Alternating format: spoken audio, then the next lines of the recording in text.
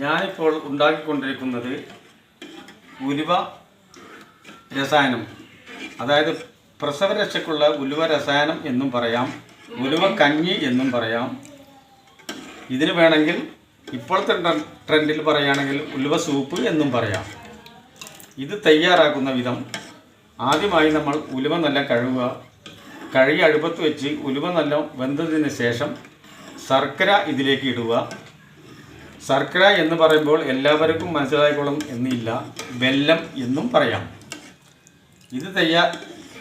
ഇത് വെല്ലം ഇതിലേക്ക് ഒഴിച്ച് നല്ലോണം തിളച്ച് പാകമായതിനു ശേഷം 1 കപ്പ് തേങ്ങാപ്പാൽ ഇതിലേക്ക് ഒഴിക്കുക.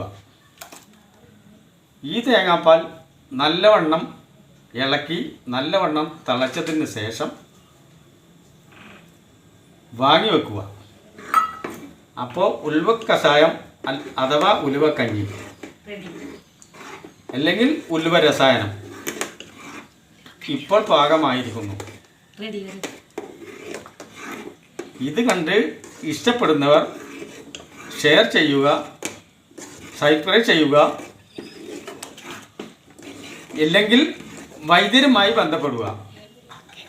വൈദ്യരിൻ്റെ പേര് സീതാൽ വൈദ്യർ എന്ന് ആയിരിക്കും.